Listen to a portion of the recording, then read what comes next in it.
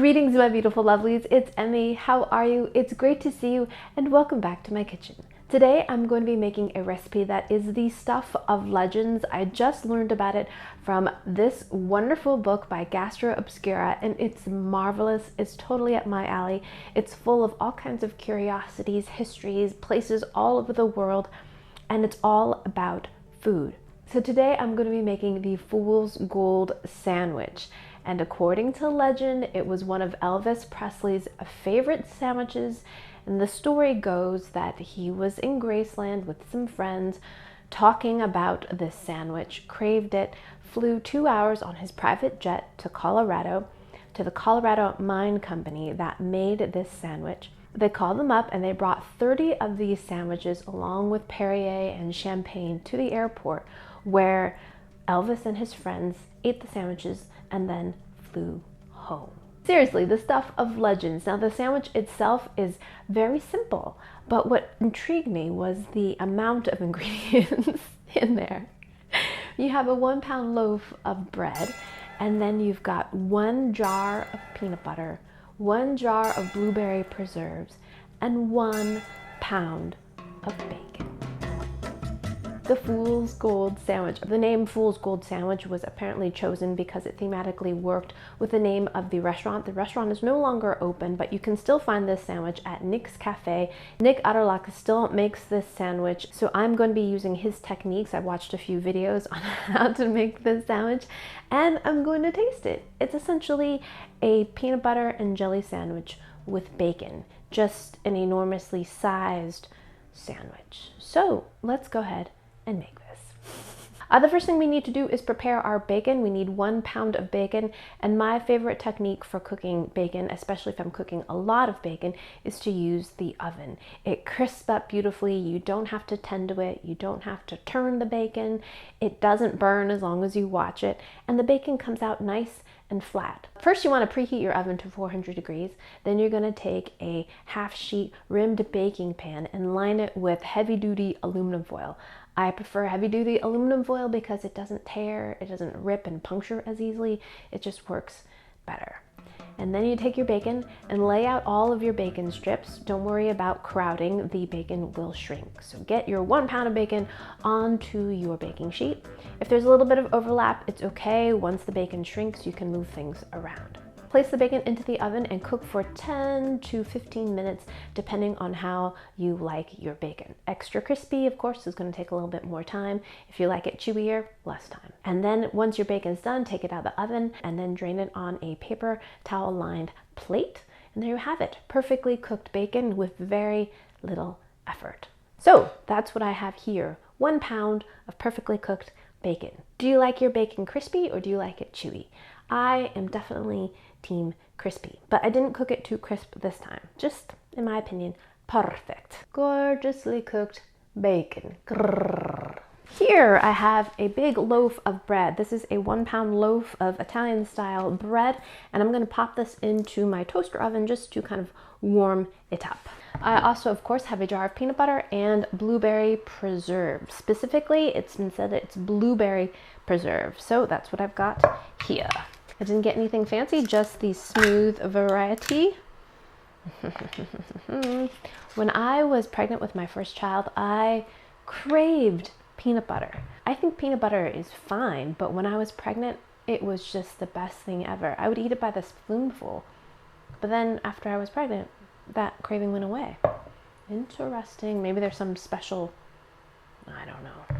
Speaking of kiddo, my kiddo loves looking at the nutritional facts on any food item, and he loves to ask me how many calories or how many tablespoons are in a jar.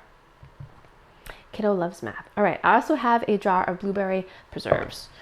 So, smells great. So, Fool's Gold, also known as pyrite. There's going to be no pyrite in this sandwich whatsoever. Now, hark!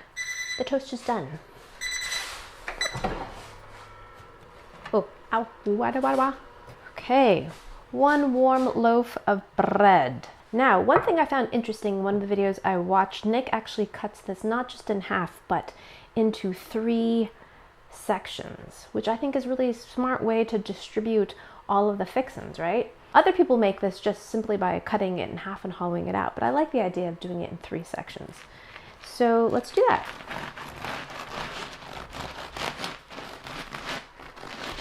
Layer number 1, and then layer number 2, 1, 2, and 3. So I mentioned in the story that they brought 30 of these sandwiches to Elvis and his friends.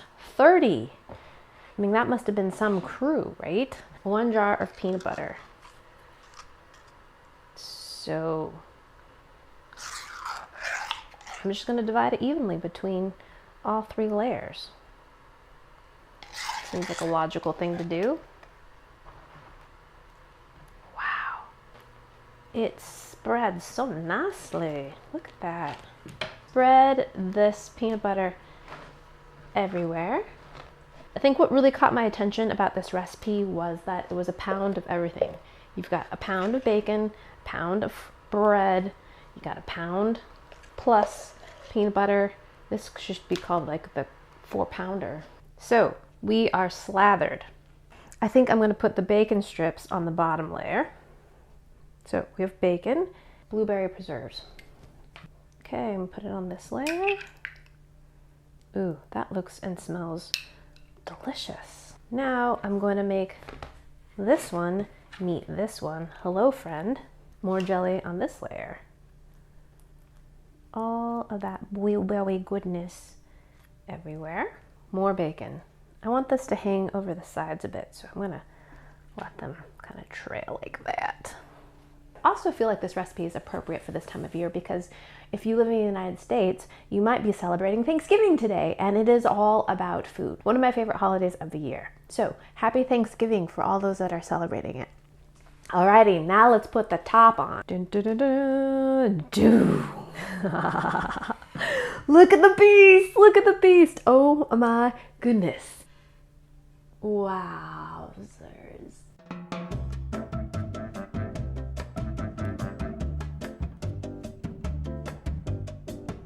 Now I have a hard time believing that 30 of these sandwiches were consumed. I would say 6 people at least could eat the sandwich. Besides tasting it, the part that I'm anticipating the most is the cross section of the sandwich. So let's give this a cut. Here we go.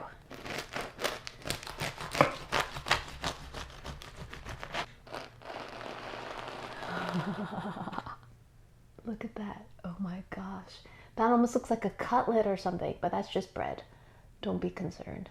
Alrighty, let's see if I can do this. This thing is massive. I'm gonna have to give it a little squinch. Okay. Itadakimasu. Oh. Oh.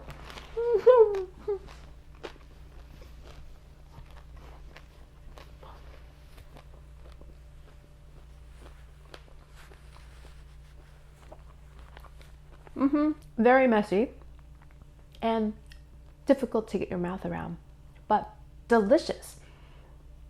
You've got that very familiar combination of peanut butter and jelly, which is sweet and creamy and rich and nutty. And then you've got smoky, crisp bacon in there, which brings that really nice, savory, porky element into it. You've got crisp bread on the outside, bread to kind of absorb the salty and the sweet. It is very hard to eat though, very hard. I really love the addition of the bacon. Yet another example of peanut butter's magic. It is just the kind of chameleon of condiments. It goes in all kinds of dishes, and so far, every time I've tried it in any combination, whether it's with onions or with jelly or with bacon, it works. I think this would be great for a party. It would definitely feed an army. And just a really fun little conversation piece. And if you're a fan of Elvis, then you definitely have to try the Fool's Gold Sandwich. Alrighty, my lovelies, happy Thanksgiving. I'm so grateful to each and every one of you. It's because of you that I'm able to do what it is that I do. So thank you. And I hope you enjoy that one. I hope you learned something. Please share this video with your friends. Follow me on social media. Like this video, subscribe, check out my website. I'll include a printable version of this recipe, and I shall see you in the next one. Toodaloo. Take care. Bye.